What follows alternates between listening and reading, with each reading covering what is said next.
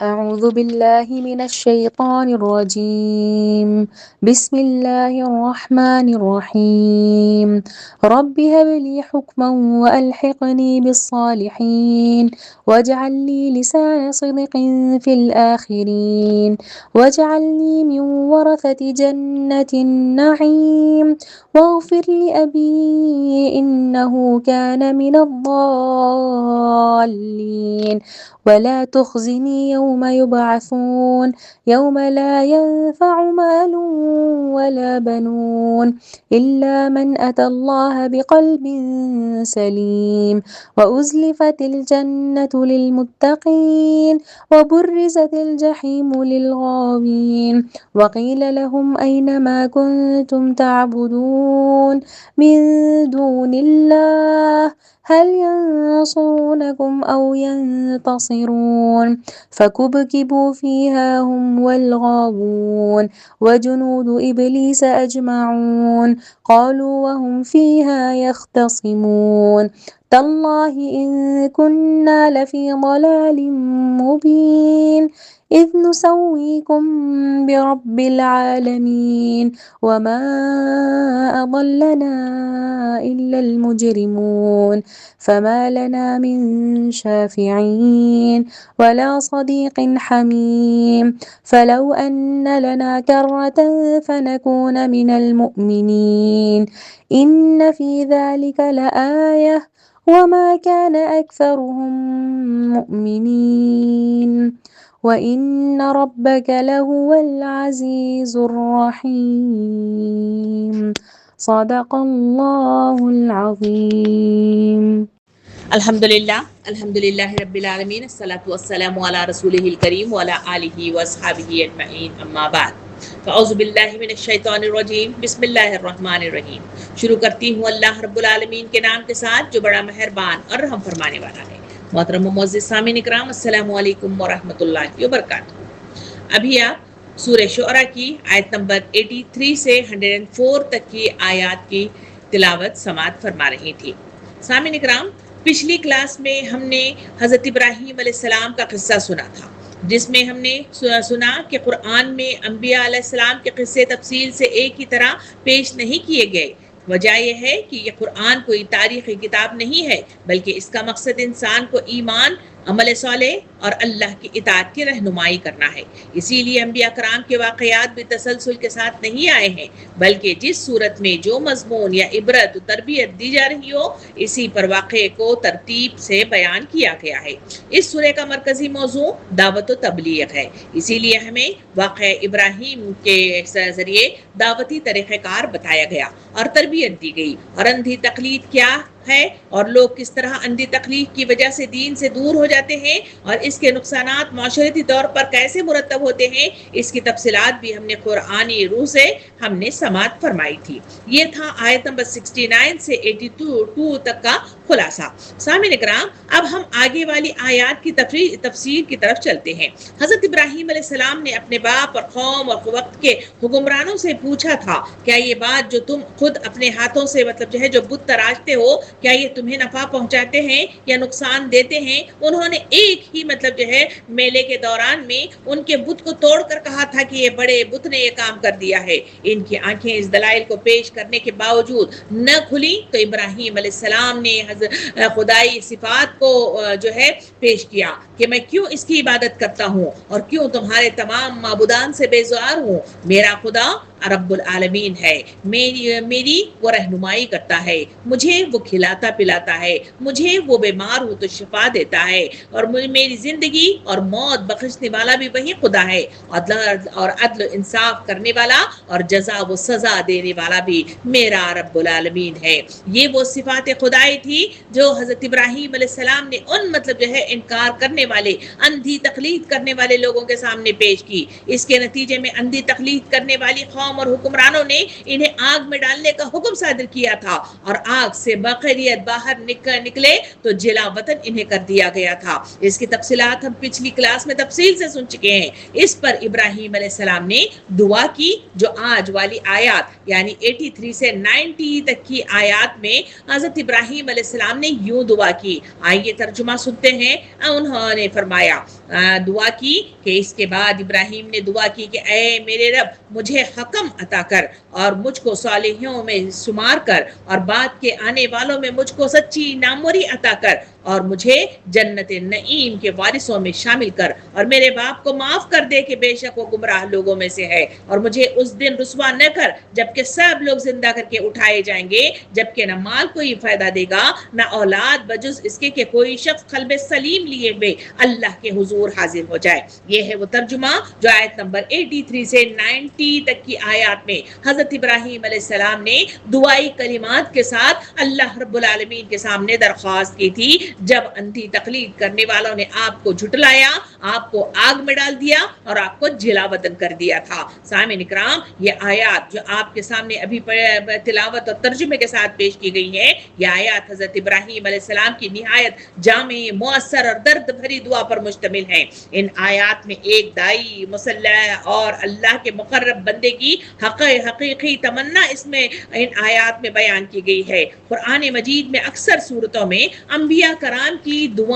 دعائیں پیش کی گئی ہیں۔ ہمیں اس دعا کو سمجھنے سے پہلے چند باتوں کو جو ہے ذہن نشین کر لینا چاہیے اور اس کی معلومات کر لینا چاہیے، تبھی کہیں جا کہ اس جو ہے دعا کو سمجھنے میں یا ان آیات کو سمجھنے میں ہمارے لیے آسانی ہوتی ہے۔ سامعین کرام، انبیاء کرام کی دعائیں پیش کرنے کا مقصد امت کو تربیت دینا ہے، یعنی قرآن مجید میں جتنی بھی انبیاء کی جو ہے دعائیں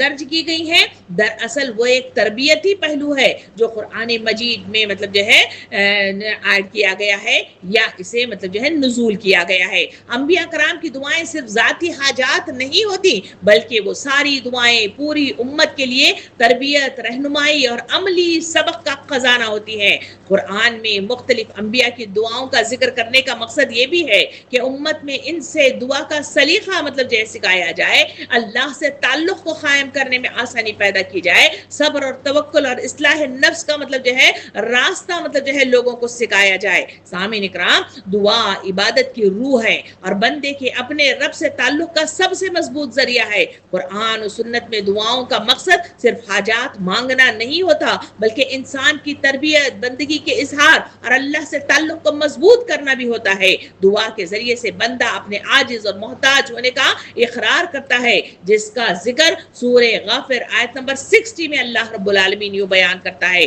ترجمہ کچھ اس طرح ہے، تمہارا رب کہتا ہے کہ مجھے پکارو، میں تمہاری دعائیں قبول کروں گا۔ جو لوگ گھمنڈ میں آ کر میری عبادت سے منہ موڑتے ہیں، وہ ضرور ذلیل و خوار ہو کر جہنم میں داخل کر دیے جائیں گے۔ سامعین اکرام، یہ یعنی دعائیں قبول کرنے اور نہ کرنے کے جملہ اختیارات اللہ رب العالمین کے پاس ہیں، لہٰذا ہمیں دوسروں سے دعائیں نہ مانگنے کی ترغیب دی گئی ہے اور اللہ سے مانگنے کی ترغیب دی گئی ہے۔ اس آیت کے اندر اس روح کو ٹھیک ٹھیک سمجھنے کے لیے ہمیں 3 باتیں اچھی طرح سمجھ لینی چاہیے۔ پہلی چیز یہ ہے کہ دعا آدمی صرف اس ہستی سے مانگتا ہے جس کو سمیع و بصیر اور فوق الفطری اقتدار یعنی سپریم پاور کا مالک سمجھتا ہے، اور دعا مانگنے کا محرک دراصل آدمی کا یہ اندرونی احساس ہوتا ہے کہ عالم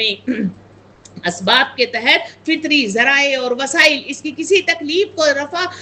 کرنے پر یا کسی حاجت کو پورا کرنے کے لیے کافی نہیں ہے یا کافی ثابت نہیں ہو رہے ہیں، اسی لیے کسی فوق الفطری اقتدار کی مالک ہستی سے رجوع کرنا جو ہے ممکنات میں سے نہیں ہے۔ ایسی ہستی کو اللہ آدمی بے دیکھے پکارتا ہے، اس وقت ہر جگہ ہر حال میں اس کو پکارنا شروع کر دیتا ہے، خلوت کی تنہائیوں میں پکارتا ہے، بآواز بلند ہی نہیں چپکے بھی پکارتا ہے، بلکہ دل ہی دل میں اس کی مدد کی التجائیں کرتا ہے۔ یہ سب کچھ لازماً اس عقیدے کی بنیاد پر ہوتا ہے کہ وہ ہستی جس کو ہر وقت ہر حال میں دیکھ رہی ہے، اس کے دل کی بات بھی سن رہی ہے اور اس کو ایسی قدرت مطلقہ جو ہے حاصل ہے کہ اسے پکارنے والا جہاں بھی ہو وہ اس کی مدد کو پہنچ سکتی ہے، اس کی بگڑی بنا سکتی ہے۔ دعا کی اس حقیقت کو جان لینے کے بعد یہ سمجھنا آدمی کے لیے کچھ بھی مشکل نہیں نہیں رہتا کہ جو شخص اللہ کے سوا کسی اور ہستی کو مدد کے لیے پکارتا ہے وہ در حقیقت خطی اور خالص اور صریح شرک کا ارتکاب کرتا ہے،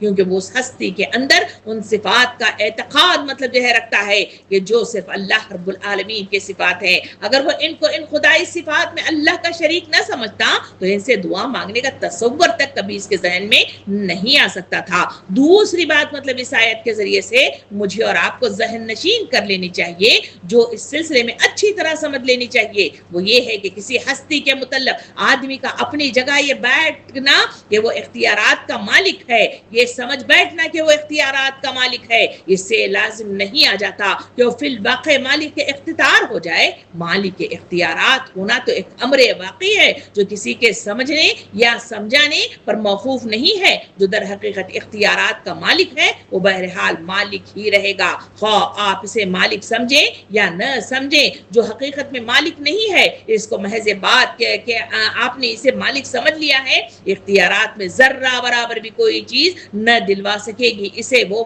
مالکیت۔ سامعین اکرام، اب یہ بات یہ واقعی امر واقعی ہے کہ قادر مطلق اور مدبر کائنات اور سمیع و بصیر ہستی صرف اللہ رب العالمین ہی کی ہے، اور وہی کلی طور پر اختیارات کا مالک ہے۔ دوسری کوئی ہستی بھی اس پوری کائنات میں ایسی نہیں ہے جو دعائیں سننے اور اس پر قبولیت یا عدم قبولیت کی صورت میں کوئی کارروائی کرنے کے اختیارات رکھتی ہو۔ اس امر باقی کے خلاف اگر لوگ اپنی جگہ کچھ انبیاء، اولیاء، فرشتے، جنوں، ستارے اور فرضی دیوتاؤں کو اختیارات میں شریک سمجھ بیٹھیں تو ان سے حقیقت میں ذرہ برابری بھی کوئی فرق رونما نہ ہوگا۔ مالک مالک ہی رہے گا اور بے اختیار بندے بندے ہی رہیں گے۔ تیسری بات یہ سمجھ لینی چاہیے کہ اللہ تعالیٰ کے سوا دوسروں سے دعا مانگنا بالکل ایسا ہے جیسا کوئی شخص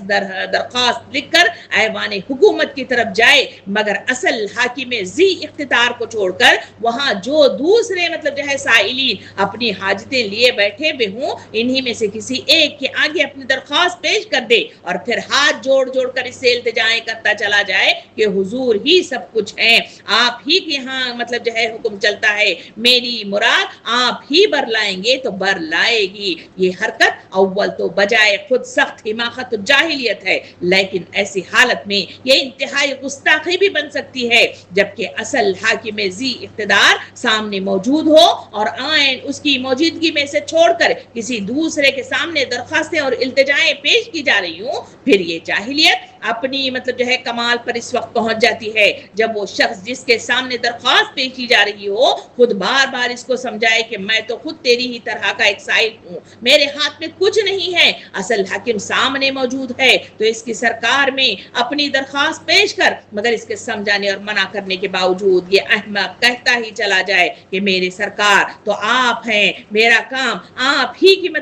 بنا پر چلے گا یا پھر قبول کیا جائے گا۔ ان تین باتوں کو ذہن میں رکھ کر اللہ تعالیٰ کے اس ارشاد کو سمجھنے کی کوشش کرنا میرے اور آپ کے لیے ضرورت ہے، کیونکہ جو مجھے پکارتا ہے تمہاری دعاؤں کا جواب دینے والا میں ہوں، ایسے قبول کرنے والا میرا کام ہے۔ یہ وہ آیت کریمہ ہے جس کے ذریعے سے امت مسلمہ کو ذہن نشین کرایا گیا کہ ساری ذی اقتداری اللہ رب العالمین کے لیے ہے۔ سامعین اکرام، اسی بات کو سامنے رکھتے ہوئے یہ بھی ذہن میں رکھنا چاہیے کہ اس آیتوں میں دو خاص باتوں پر توجہ دلائی گئی ہے۔ ایک یہ ہے کہ دعا عبادت کو یہاں مترادف الفاظ کے طور پر استعمال کیا گیا ہے، کیونکہ پہلے فرقے میں جس چیز کو دعا کے لفظ سے تعبیر کیا گیا تھا اس کو دوسرے فرقے میں عبادت کے لفظ سے تعبیر کیا گیا ہے۔ اس سے واضح ہو گئی کہ دعا عین عبادت اور عین عبادت جان عبادت ہے۔ دوسری یہ ہے کہ اللہ سے دعا نہ مانگنے والوں کے لیے گھمنڈ میں آ کر میری عبادت سے منہ موڑتے ہیں کہ الفاظ اس آیت میں استعمال کیے گئے ہیں۔ اس سے معلوم ہوا کہ اللہ تعالیٰ دعا مانگنا تقاضائے بندگی ہے۔ اس سے منہ موڑنے کے معنی یہ ہے کہ آدمی تکبر میں مبتلا ہو جاتا ہے، اسی لیے اپنے خالق و مالک کے آگے اعتراف عبودیت کرنے سے کتراتا ہے۔ نبی کریم صلی اللہ علیہ وسلم نے اپنے ارشادات میں آیت کے ان دونوں مضامین کو کھول کر یوں بیان فرمایا ہے۔ نبی کریم صلی اللہ علیہ وسلم نے ارشاد فرمایا یعنی دعا عین عبادت ہے، پھر آپ نے یہ آیت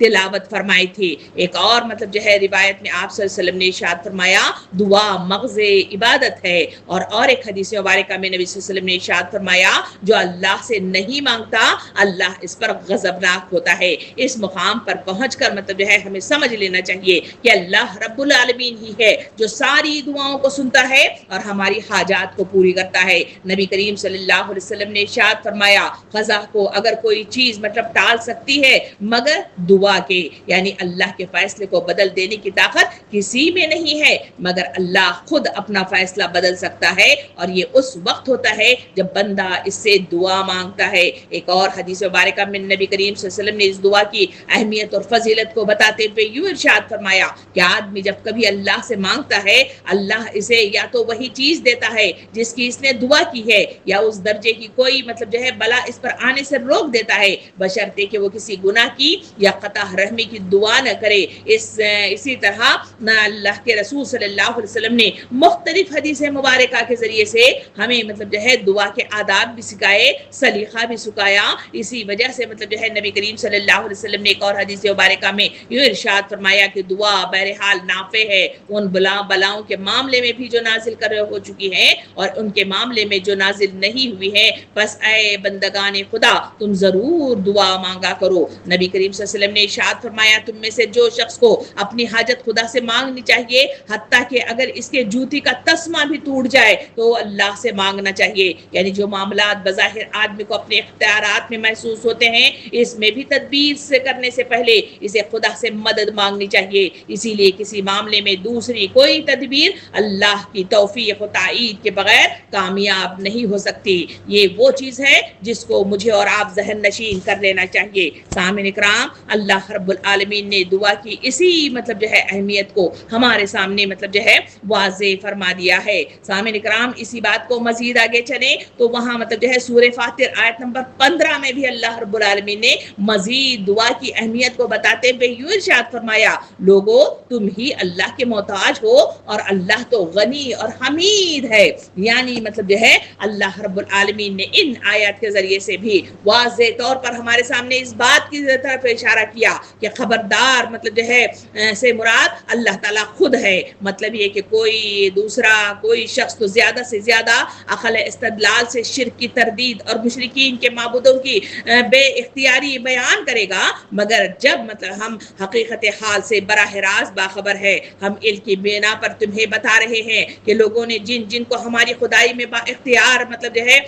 ٹھہرا رکھا ہے وہ سب مطلب جو ہے بے اختیار ہے. ان کے پاس کوئی طاقت نہیں ہے اس سے وہ کسی کا کوئی کام بنا سکے یا بگاڑ سکے. ہم براہ راست سے جانتے ہیں کہ قیامت کے روز مشرکین کے معبود خود ان کے شرک کی تردید کریں گے. اس غلط فہمی میں مطلب جو ہے نہ رہنے کی تلقین اس میں آئی ہے کہ خدا تمہارا مطلب جو ہے خدا تمہارا محتاج ہے تم اسے خدا نہ مانو گے تو اس کی خدائی نہ چلی جائے گی. ایسا نہیں ہے. تم اس کی بندگی اور عبادت کرو گے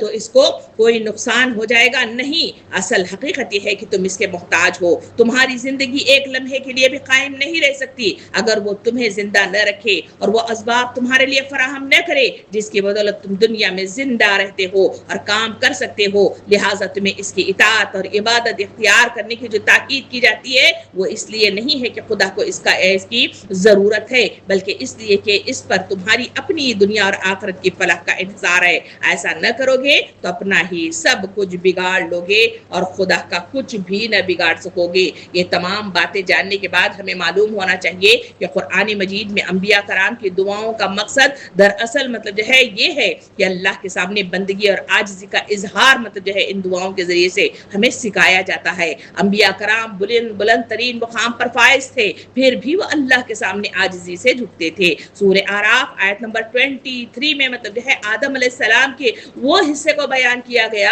جہاں مطلب جو ہے جنت میں شیطان کے ورغلانے کی بدولت وہ اس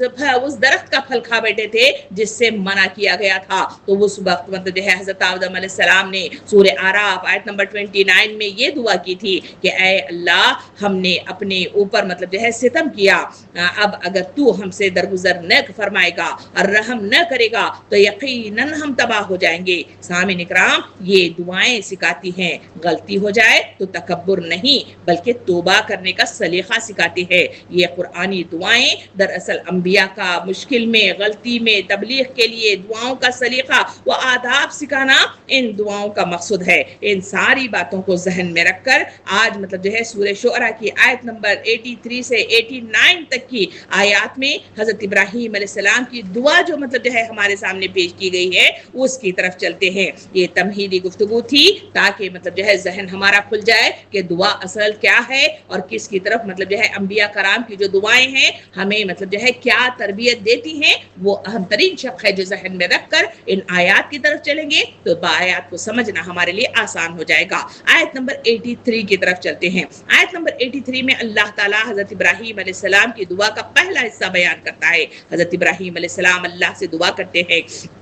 کہ اے میرے رب مجھے حکم عطا کر اور مجھ کو صالحوں کے ساتھ ملا دے۔ سامعین کرام، یہ ابراہیم علیہ السلام کی دعا کا پہلا حصہ ہے جو انہوں نے اپنی مطلب جو ہے قوم کو توحید کی دعوت دینے اور باطل عقائد کی تردید کے بعد اللہ سے مانگی تھی۔ یہ آیت ایک دائی کی حقیقی خواہشات کو ظاہر کرتی ہے۔ اس آیت میں آپ علیہ السلام نے حکم مانگا اور دوسرا صالحین میں شمار کرنے کی درخواست کی۔ حکم کے سلسلے میں مفسرین نے کئی مطلب جو ہے اس کے معنی بیان کیے ہیں، یعنی مطلب جو ہے حکم کا مطلب ہے حکمت، دانائی، حق و باطل میں فرق کرنے کی صلاحیت، صحیح فیصلہ کرنے کی قوت اور علم نافع وغیرہ حکم کے معنی میں مطلب جو ہے شمار ہوتے ہیں۔ حضرت ابن عباس رضی اللہ عنہ فرماتے ہیں حکم سے مراد علم اور فقہ ہے۔ سورہ بقرہ آیت نمبر 269 میں اللہ تعالیٰ اس سلسلے میں بیان فرماتا ہے کہ اللہ جسے چاہتا ہے حکمت عطا کرتا ہے۔ جو لوگ دعا کے ذریعے سے حکم مانگتے ہیں، حکمت مانگتے ہیں، اللہ رب العالمین جس کو چاہتا ہے وہ حکمت اسے عطا کر دیتا ہے، اور جس کو حکمت ملی اسے حقیقت میں بڑی دولت مل گئی۔ اور ان باتوں سے صرف وہی لوگ سبق لیتے ہیں جو دانش مند ہوتے ہیں۔ یہاں ابراہیم علیہ السلام کا حکم یعنی حکمت کے لیے دعا مانگنا دراصل علم، حکمت اور فہم صحیح اور مطلب جو ہے قوت فیصلہ ہے۔ یہ دعا جب آپ علیہ السلام نے مانگی تھی تو اس وقت آپ علیہ السلام کو نبوت سے سرفراز کیا جا چکا تھا۔ دوسرا اس آیت کا جو حصہ ہے وہ حضرت ابراہیم علیہ السلام نے صالحین میں شمار ہونے کی درخواست کی کہ اللہ مجھ کو صالحین میں شمار کر دے۔ اس کا بھی ذکر مطلب جو ہے ہمیں مطلب جو ہے ملتا ہے کہ یہاں حضرت ابراہیم علیہ السلام نے باقاعدہ طور پر اللہ سے مطلب جو ہے دعا مانگی کہ اے اللہ مجھے مطلب جو ہے صالحین میں شمار کر دیجئے۔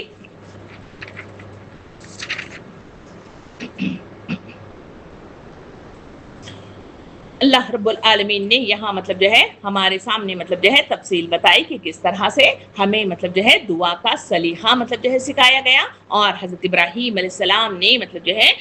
باقاعدہ طور پر اپنے لیے حکم مطلب جو ہے یعنی حکمت کے ساتھ ساتھ صالحین میں شمار ہونے کی درخواست بھی کر دی، یعنی دنیا میں مجھے صالح مطلب جو ہے سوسائٹی دے اور آخرت میں میرا حشر صالحین کے ساتھ کر۔ جہاں تک مطلب جو ہے آخرت کا تعلق ہے، صالح لوگوں کے ساتھ کسی کا حشر ہونا اور اس کا نجات پانا گویا ہم مانی ہے۔ اسی لیے یہ تو ہر اس انسان کی دعا ہونی چاہیے جو مطلب جو ہے حیات بعد موت اور جزا و سزا پر یقین رکھتا ہو، لیکن دنیا میں بھی ایک پاکیزہ روح کی دلی تمنا یہی ہوتی ہے کہ اللہ تعالیٰ اسے ایک بد اخلاق، فاسق اور فاجر معاشرے میں زندگی بسر کرنے کی مصیبت سے نجات مطلب جو ہے دے اور اس کو نیک لوگوں کے ساتھ ملا دے۔ معاشرے کا بگاڑ جہاں چاروں طرف محیط ہو وہاں ایک آدمی کے لیے صرف یہی چیز ہما حق کا مطلب جو ہے اذیت کی موجب نہیں ہوتی کہ وہ اپنے گرد و پیش گندگی ہی گندگی پھیلی بھی دیکھتا ہے، بلکہ اس کے لیے خود پاکیزہ رہنا اور اپنے آپ کو گندگی کے چھینٹوں سے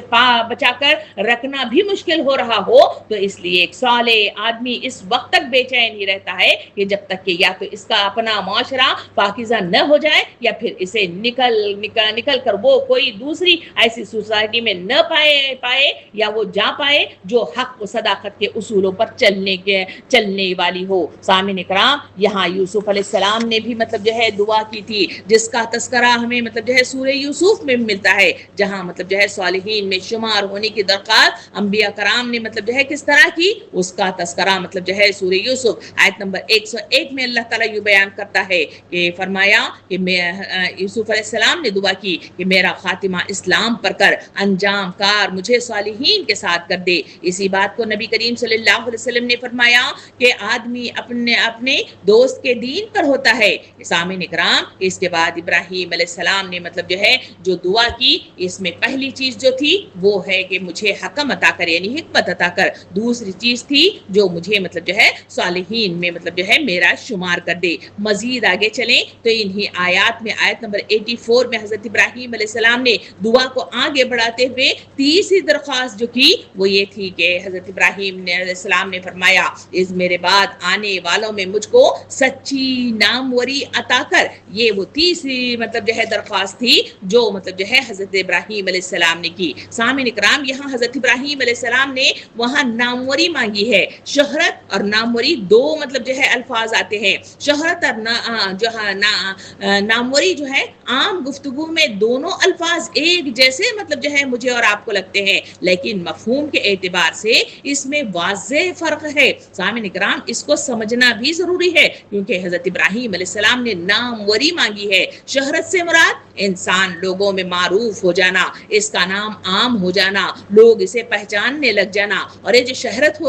ہوتی ہے یہ اچھی بھی ہو سکتی ہے اور بری بھی ہو سکتی ہے، جیسے فرعون، حامان، نمرود، ابو لہب، ابو جہل وغیرہ وغیرہ کا تذکرہ ہمیں ملتا ہے۔ جہاں ناموری لفظ استعمال کیا جاتا ہے، ناموری سے مراد عزت والا ذکر ہے، نیک آدمی مطلب نیک نامی ہے، اچھا تذکرہ ہے، لوگوں کے دلوں میں احترام ہے، اور مطلب جو ہے اس کے گزر جانے کے بعد، مرنے کے بعد بھی لوگ اسے اچھے ناموں سے یاد کرنا دراصل ناموری کہلاتا ہے۔ اور حضرت ابراہیم علیہ السلام نے ناموری کی مطلب جو ہے درخواست کی تھی، اور یہی ناموری ہے جس کا تذکرہ مطلب جو ہے حضرت ابراہیم علیہ السلام نے کیا تھا کہ اے اللہ مجھے سچی ناموری عطا کر۔ سامعین اکرام، لسان صدیق مطلب جو ہے لفظ اس آیت میں استعمال کیا گیا ہے، جس کے سلسلے میں مفسرین نے مختلف معنی بیان کیے ہیں۔ یعنی مطلب جو ہے اس کا مطلب ہے کہ نیک نامی یعنی آنے والی نسلیں اچھے الفاظ میں یاد کریں۔ دوسرے معنی ہے کہ سچی تعریف، یعنی ایسی مطلب جو ہے تعریف جو حقیقت پر مبنی ہو اور جھوٹ یا مبالغہ اس میں شامل نہ ہو۔ تیسری مطلب تعریف یہ بیان کی گئی کہ دعوت کا تسلسل، یعنی مطلب جو ہے کسی کے انتقال کے بعد، یعنی حضرت ابراہیم علیہ السلام دعا کر رہے ہیں کہ میرے مرنے کے بعد لوگ اس مشن کو آگے بڑھائیں جو تبلیغ دین کا وہ لے کر اٹھے ہوئے ہیں۔ امام طبری رحمۃ اللہ علیہ اس مطلب جو ہے آیت کے سلسلے میں بیان کرتے ہوئے اس دعا کے سلسلے میں لسان صدیق کے سلسلے میں کہتے ہیں لسان صدیق سے مراد ہے بعد میں آنے والے لوگ خیر کے ساتھ اس کا ذکر کریں، جس کا مطلب جو ہے تذکرہ مجھے اور آپ کو یہ ملتا ہے۔ یعنی مطلب جو ہے بعد کی نسلیں مجھے خیر کے ساتھ یاد کریں، میں دنیا سے وہ کام کر کے نہ جاؤں کہ نسل انسانی میرے بعد میرا شمار ان مطلب جو ہے ظالموں میں کرے جو خود بگڑے ہوئے تھے اور دنیا کو بگاڑ کر چلے گئے تھے، بلکہ مجھ سے وہ کارنامے انجام پائیں جس کی بدولت رہتی دنیا تک میری زندگی خلق خدا کے لیے روشنی کا مینار بنی رہے اور مجھے انسانیت کے محسنوں میں مطلب جو ہے شمار کیا جائے۔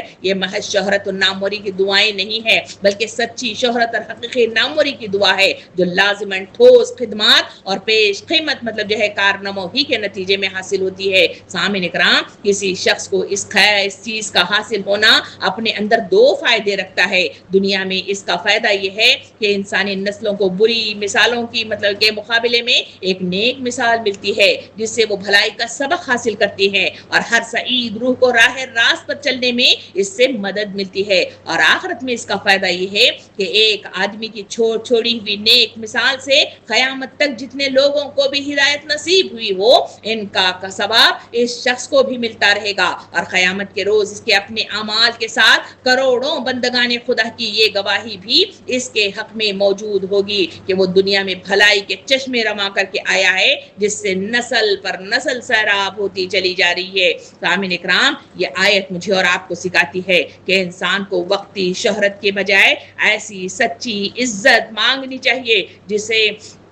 جو اللہ کے نزدیک مقبول ہو اور نسلوں تک خیر کے ساتھ مطلب جو ہے باقی رہ جائے۔ سامعین اکرام، اس کے بعد ابراہیم علیہ السلام نے چوتھی مطلب جو ہے دعا کی جو آیت نمبر 85 میں آتا ہے۔ اللہ حضرت ابراہیم علیہ السلام نے دعا کی اور مجھے جنت النعیم کے وارثوں میں شمار کر دے۔ سامعین اکرام، یہ دعا بھی ابراہیم علیہ السلام کی عظیم دعا ہے جسے پہلے انہوں نے حکمت مانگی، پھر صالحین میں شمار کرنے کی درخواست کی، پھر ناموری مطلب مطلب جو ہے مانگی اور اب جنت النعیم کے وارث مطلب جو ہے بنانے کی درخواست اللہ کے سامنے پیش کر رہے ہیں۔ جنت النعیم سے مراد کیا ہے؟ یعنی ہمیشہ رہنے والی جنت، ہر قسم کی نعمتوں والی جنت، جسمانی، روحانی اور دائمی نعمتوں کی مطلب جو ہے جگہ کو جنت النعیم کہا جاتا ہے۔ امام طبری رحمۃ اللہ علیہ فرماتے ہیں کہ ایسی جنت جس میں ہر قسم کی راحت اور نعمت موجود ہو اسے جنت النعیم کہتے ہیں۔ ابن کثیر رحمۃ اللہ علیہ مطلب جو ہے اس سلسلے میں لکھتے ہیں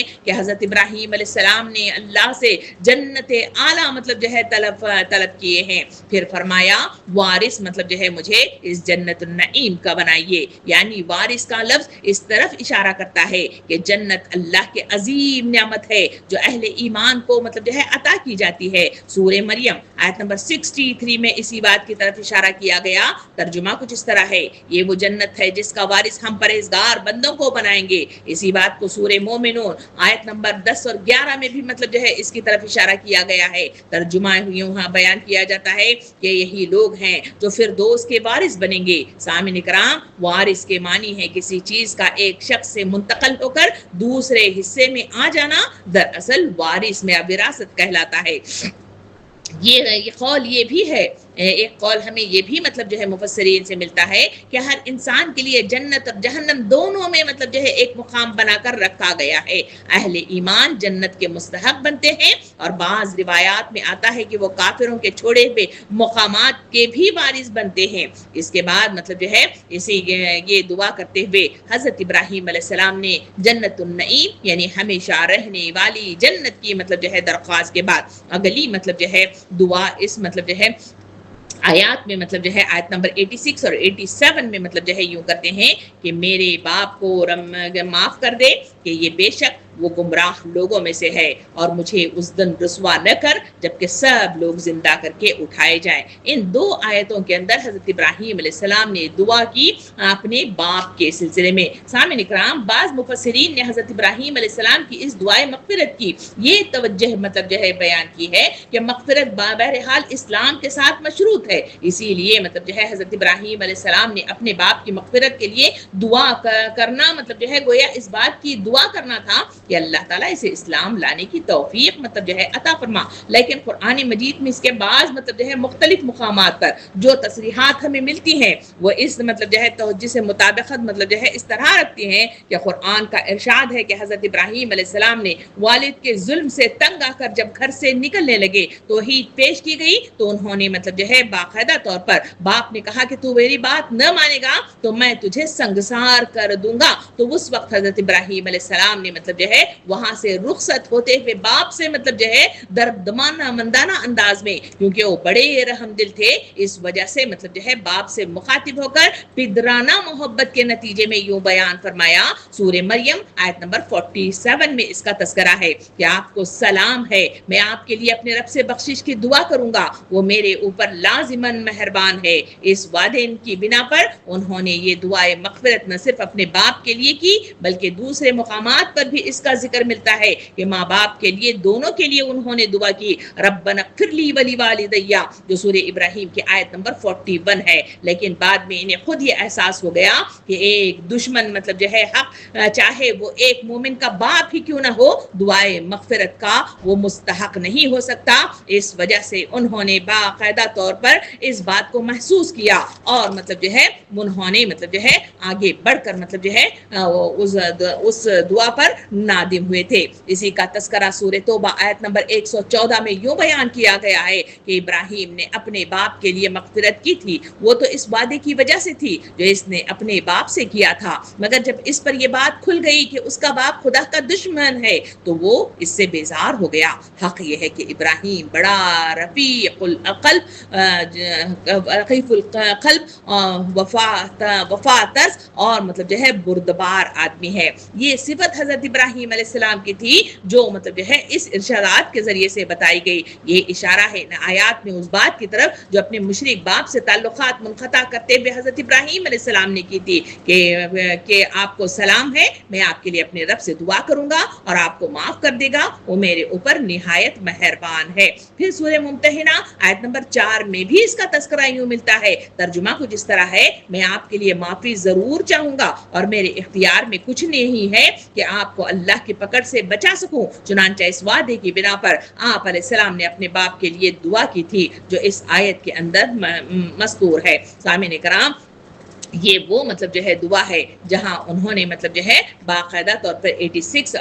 اور 87 میں مطلب جو ہے انہوں نے دعا کی کہ میرے باپ کے لیے مطلب جو ہے مغفرت کا سامان کر اور مطلب جو ہے میرے لیے رسوائی نہ بنا دے، کہ ایسی رسوائی جہاں مطلب جو ہے اس آیت کے اندر بتایا گیا کہ جہاں مطلب جو ہے سارے لوگ مطلب جو ہے جمع ہوں اور مطلب جو ہے قیامت کے میدان میں میرے لیے مطلب جو ہے وہ حصہ آئے جہاں مطلب جو ہے میں باپ کو جلتے ہوئے دیکھوں اور مطلب جو ہے برداشت نہ کر سکوں. یہ وہ چیز ہے جو مطلب جو ہے حضرت ابراہیم علیہ السلام نے مطلب جو ہے درخواست کی اور مطلب جو ہے انہوں نے مطلب جو ہے اس سے جب معلوم ہو گیا کہ وہاں اللہ رب العالمین اس سے منع فرماتا ہے تو وہ فوراً اس سے مطلب جو ہے توبہ اور استغفار کیا اور وہاں سے وہ ہٹ گئے. سامعین اکرام، یہ وہ حصہ ہے جو اس مطلب جو ہے باپ کی دعا کے سلسلے میں مجھے اور آپ کو مطلب جو ہے مختلف آیات کریمہ اور اس کے مفسرین کی رائے سے ہمارے سامنے آتا ہے. اس کے بعد آگے چلیں تو وہاں مطلب جو ہے مزید مطلب جو ہے اللہ رب العالمین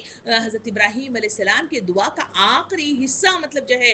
پیش کرتا ہے، جہاں آیت نمبر 88 اور 89 میں اس طرح پیش کیا گیا ہے کہ جبکہ نہ مال کوئی فائدہ دے گا اور نہ اولاد بجز اس کے کہ کوئی شخص قلب سلیم لیے ہوئے اللہ کے حضور حاضر ہو جائے. یعنی مطلب جو ہے اس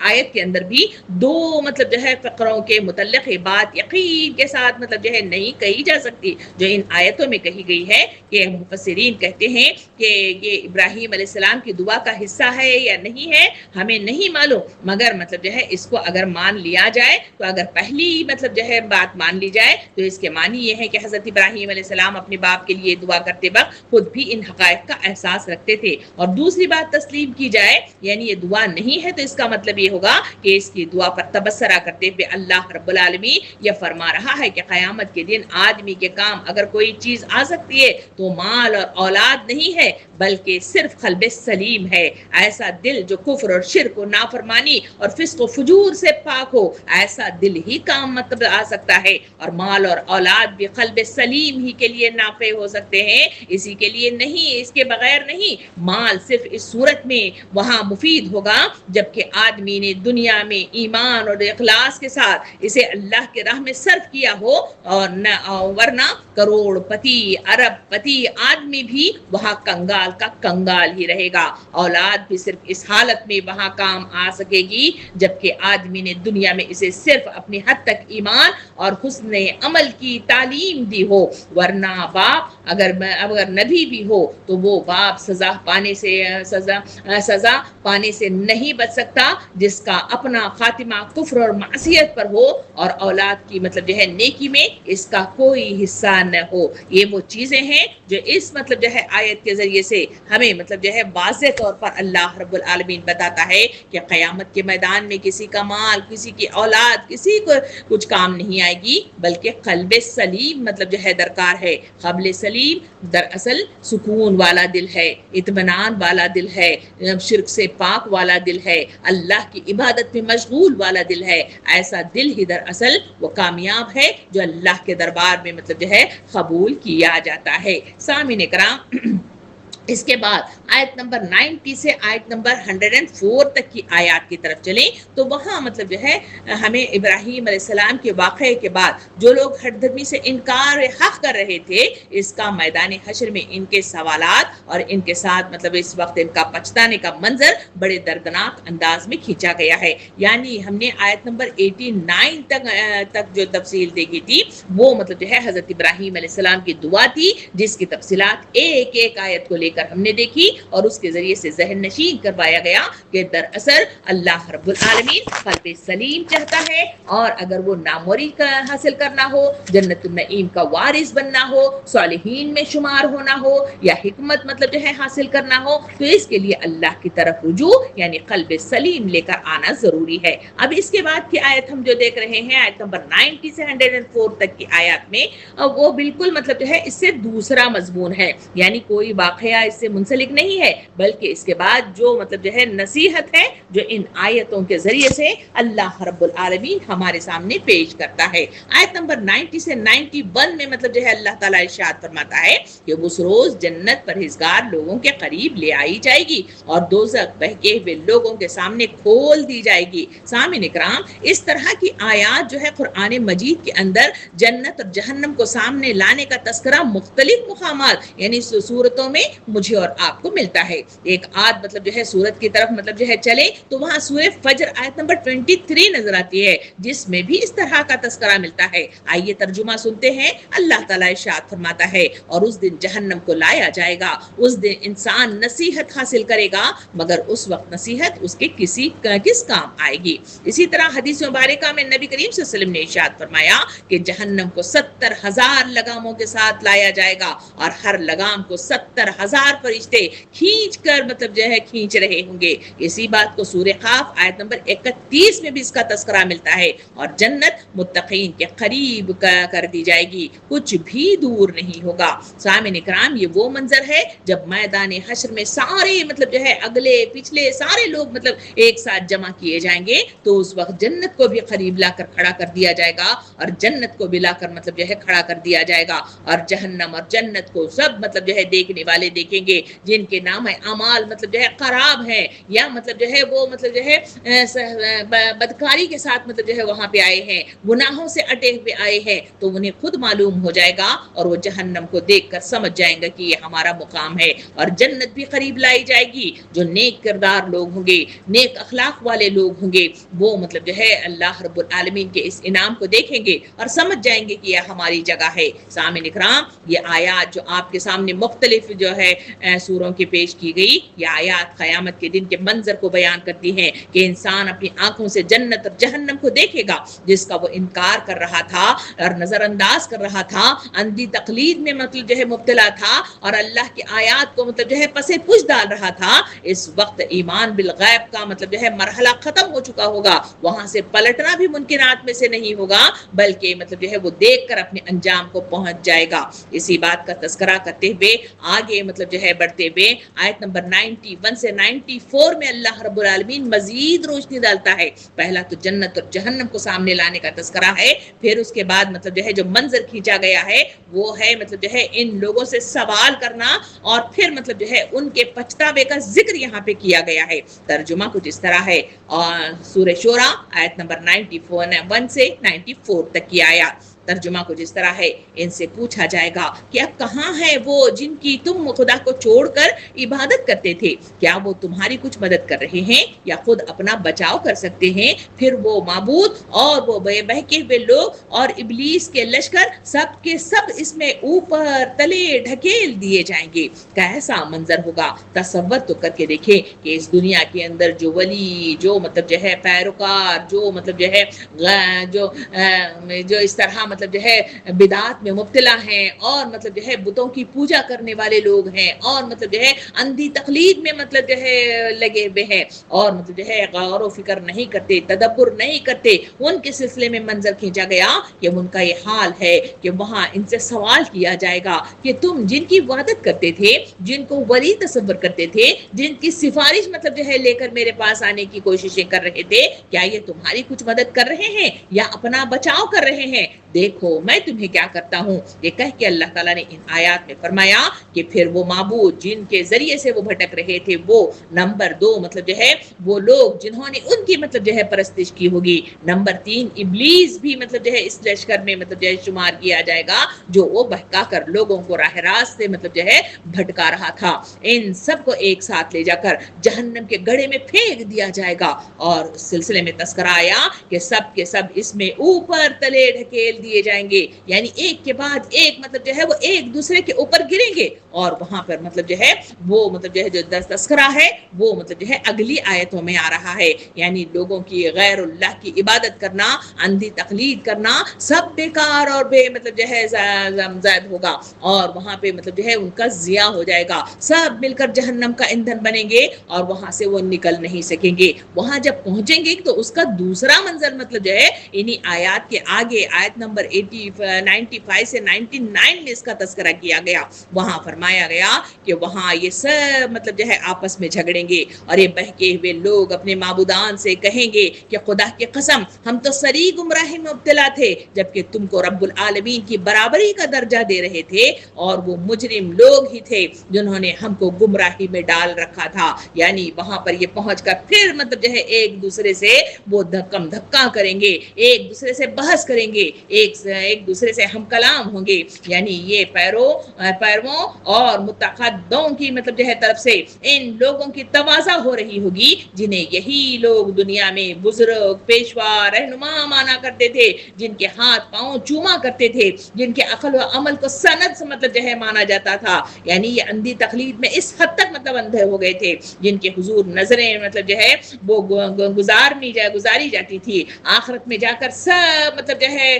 حقیقت کھلے گی، اور پیچھے چلنے والوں کو معلوم ہو جائے گا کہ آگے چلنے والے خود کہاں آئے ہیں اور ہمیں کہاں لے آئے ہیں، تو یہی معتقدین ان کو مطلب جو ہے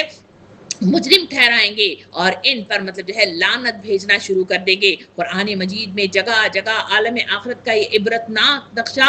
الگ الگ انداز میں مطلب جو ہے کھینچا گیا ہے، اور جا بجا مجھے اور آپ کو ملتا ہے، تاکہ اندھی تقلید کرنے والے دنیا میں آنکھیں کھولیں اور کسی کے پیچھے چلنے سے پہلے دیکھ لیں کہ وہ ٹھیک بھی جا رہا ہے یا نہیں جا رہے ہیں۔ اس کا تذکرہ سورہ اعراف آیت نمبر 38 میں مجھے اور آپ کو یہ ملتا ہے۔ ترجمہ کچھ اس طرح ہے، ہر گروہ جب جہنم میں داخل ہوگا تو اپنے ساتھ کے گروہ پر لعنت کرتا ہوا جائے گا، یہاں تک کہ جب سب وہاں پہ جمع ہو جائیں گے تو ہر بعد والا گروہ پہلے والے گروہ کے متعلق کہے گا کہ اسے ہمارے رب یہ ہیں وہ لوگ جنہوں نے ہمیں گمراہ کیا تھا، اب انہیں آگ کا دوہرا عذاب دے دے۔ رب فرمائے گا سب ہی کے لیے دوہرا عذاب ہے مگر تم جانتے نہیں ہو۔ اسی کو مزید مطلب جو ہے سورہ حام میں سجدہ میں مجھے اور آپ کو مطلب جو ہے آیت نمبر 29 مطلب جو ہے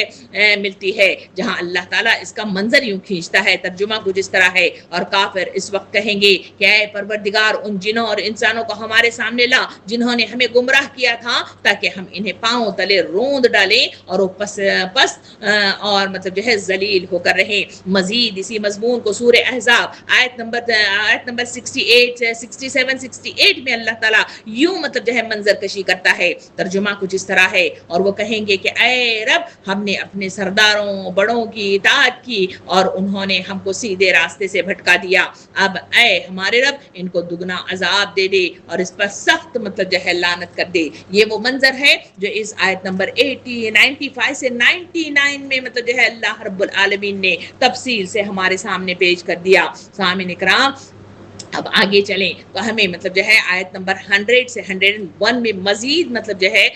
جو نصیحتیں ہیں اللہ رب العالمین یوں کرتا ہے۔ اللہ تعالیٰ فرماتا ہے وہاں مطلب جو ہے پہنچ کر یہ لوگ کہیں گے اب نہ ہمارا کوئی سفارشی ہے اور نہ کوئی جگری دوست ہے۔ دو باتیں ہیں جہاں مطلب جو ہے سارے لوگ پہلے تو اندھی تقلید کرتے رہے، مختلف معبودوں کی مطلب جو ہے اطاعت کرتے رہے، مگر اب وہاں پہنچے، آنکھوں کا پردہ ہٹا اور وہاں پہنچنے کر ایک دوسرے کے ساتھ بلیمنگ گیم مطلب جو ہے کھیلتے رہے، ایک دوسرے کو کوستے رہے، پھر مطلب جو ہے وہاں پر مایوس ہو کر کہنے لگے پہلی چیز یہ ہے کہ ہمارا کوئی سفارشی نہیں ہے، دوسری چیز وہ کہتے ہیں مایوس ہو کر کہ ہمارا کوئی جگری دوست بھی نہیں ہے۔ سفارشی سے مراد یہ ہے کہ کسی کے حق میں بات کرنے والے کو سفارشی کہتے ہیں، مدد کرنے والے کو سفارشی کہتے ہیں، حمایت کرنے والے کو بھی سفارشی کہتے ہیں، جس کا تذکرہ یہاں مجھے اور آپ کو ملتا ہے۔ یعنی جنہیں ہم دنیا میں سفارشی سمجھتے تھے وہ سوچیں گے کہ جن کے متعلق ہمارا یہ عقیدہ تھا کہ ان کا دامن جس نے تھام لیا یا جس کا بیڑا مطلب جو ہے پار ہو گیا،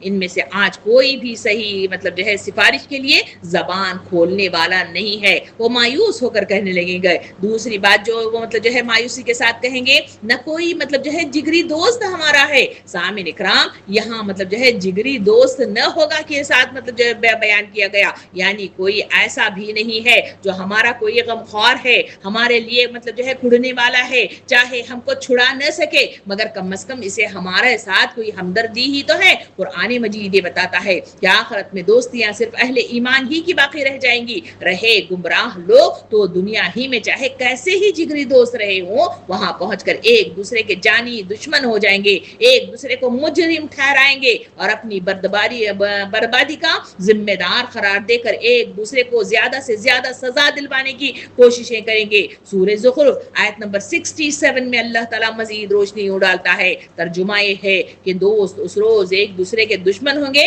مگر متقین کی دوستیاں قائم رہیں گی۔ یہی وہ ذکر ہے جہاں وہ مایوس ہو کر ہاتھ پیر چھوڑ بیٹھیں گے اور کہیں گے کہ ہمارا کوئی جگری دوست بھی نہیں ہے۔ سامعین اکرام، اس کے بعد آیت نمبر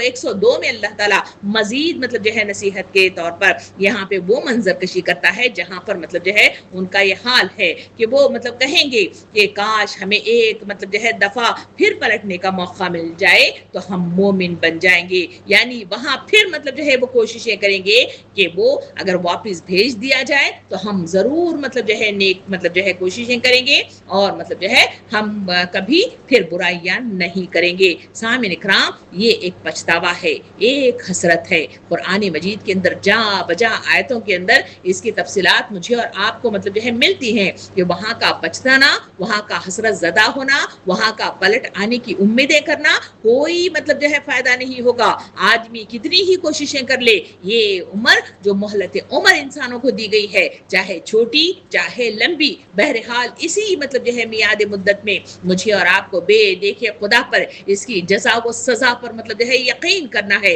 اور جواب دہی کے احساس کے ساتھ اس دنیا کے اندر وہ کام کرنا ہے جس مشن کی تکمیل کے لیے مجھے اور آپ کو بھیجا گیا ہے، اور اقامت دین کے قیام کے لیے مجھے اور آپ کو اپنی ساری صلاحیتیں، اپنی سارے اوقات، اپنی ساری نعمتیں، اپنی ساری اولاد اس راستے میں مطلب جو ہے کھپانا ہے، تبھی کہیں جا کر مجھے اور آپ کو وہ مطلب جو ہے چیز ملتی ہے جس کا تذکرہ مطلب جو ہے قرآن مجید پیش کرتا ہے، ورنہ وہاں پہ حسرت زدہ ہونا کوئی مطلب جو ہے فائدہ نہیں ہوگا۔ اسی کا تذکرہ اس آیت میں مطلب جو ہے آیت نمبر 102 میں کیا گیا۔ اب آخری حصے کی طرف چلتے ہیں جہاں آیت نمبر 103 اور 104 میں اللہ تعالیٰ یوں مطلب جو ہے بات کو بڑھاتے ہوئے فرماتا ہے کہ یقیناً اس میں ایک نشانی ہے مگر ان میں سے اکثر لوگ ایمان لانے والے نہیں ہیں، اور حقیقت یہ ہے کہ تیرا رب زبردست بھی ہے اور رحیم بھی ہے۔ سارا حضرت ابراہیم علیہ السلام کا واقعہ، پھر ان کی دعاؤں کا منظر، پھر مطلب جو ہے آخر میں نصیحتوں کے بعد اللہ تعالیٰ فرماتا ہے کہ اس قصے کے اندر،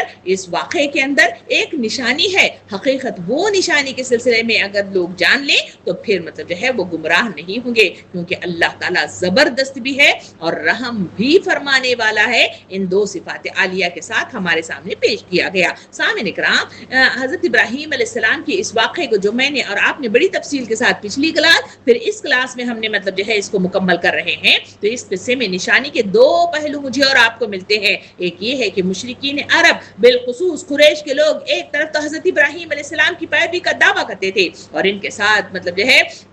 تعلق کے سلسلے میں فخر مطلب جو ہے محسوس کرتے تھے، مگر دوسری طرف اس شرک میں مبتلا بھی تھے جس کے خلاف جدوجہد کرتے۔ اس کی عمر مطلب جو ہے بیت گئی تھی اور ان کے لائے ہوئے دین کی دعوت آج بھی مطلب جو ہے نبی پیش کر رہا ہے، اس کے خلاف ٹھیک وہی کچھ کر رہے ہیں جو حضرت ابراہیم علیہ السلام کی قوم نے ان کے ساتھ کیا تھا۔ اس کو یاد مطلب جو ہے دلایا جا رہا ہے۔ حضرت ابراہیم علیہ السلام تو شرک کے مطلب جو ہے دشمن تھے، دعوت و توحید کے علمبردار تھے۔ تم خود بھی مطلب جانتے ہو اور مانتے ہو کہ حضرت مطلب جو ہے ابراہیم علیہ السلام مشرکوں میں سے نہ تھے، مگر پھر بھی تم اپنی ضد پر قائم ہو۔ دوسرا مطلب پیغام مطلب جو ہے دیا جا رہا ہے کہ اس قصے میں ایک نشانی مطلب یہ ہے کہ قوم کے مطلب جو ہے ابراہیم علیہ السلام کی قوم دنیا سے مٹ گئی اور ایسی مٹی کہ اس کا نام و نشان تک باقی نہیں رہا۔ اس میں اگر کسی کو بقا نصیب ہوئی ہے تو صرف ابراہیم علیہ السلام اور اس کے مبارک فرزندوں یعنی اسماعیل اور اسحاق علیہ السلام کی اولاد ہی کو نصیب ہوئی ہے۔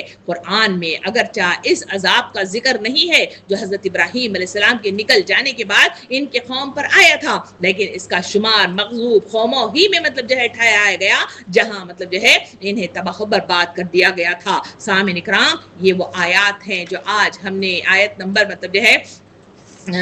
آیت نمبر 83 سے لے کر آیت نمبر 104 تک کی آیات میں بڑی تفصیل کے ساتھ مطلب دیکھا کہ کس طرح حضرت ابراہیم علیہ السلام نے مطلب جو ہے دعا کی، اور اس دعا کا مطلب جو ہے جو مقصد ہے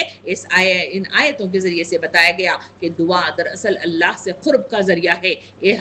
انبیاء کرام بھی اسی کو مطلب جو ہے روا رکھتے تھے، مشکلات آئے تو اسی کی طرف رجوع ہوتے تھے۔ یہ رجوع ہونا دراصل توحید کی گواہی ہے، استقامت کا قیام ہے، اور وہیں مطلب جو ہے وہ اطاعت کا وہ ظہور ہے، جہاں مطلب جو ہے اس مطلب جو ہے رجوع اللہ کا مطلب جو ہے سلیقہ یہ دعا ہے جو مطلب جو ہے ابراہیم علیہ السلام یا انبیاء کرام کی مطلب جو ہے دعاؤں کے ذریعے سے مجھے اور آپ کو ملتا ہے۔ اس کے بعد مطلب جو ہے جو چیز مطلب ہم بتائی گئی کہ جنت میں جانے کے لیے قلب سلیم کی ضرورت ہے، ورنہ مطلب جو ہے مال اور اولاد انہیں کام نہیں آئے گی۔ تیوتی چیز مطلب جو ہے ہمارے سامنے مطلب جو ہے یوں بیان کی گئی کہ جنت کا وہ منظر کھینچا گیا کہ یہاں جس کو مطلب جو ہے ہم سفارشی سمجھ رہے ہیں یا جس کے پیچھے ہم لگے ہوئے ہیں، اندھی تقلید میں مبتلا ہے یا معبودان کی مطلب جو ہے پرستش میں مبتلا ہے، تو ہمیں مطلب معلوم ہونا چاہیے کہ قرآن مجید کی آیات مجھے اور آپ کو آواز دے رہی ہے، پیغام دے رہی ہے، عبرت دلا رہی ہے، ڈراوا دے رہی ہے کہ اے لوگوں،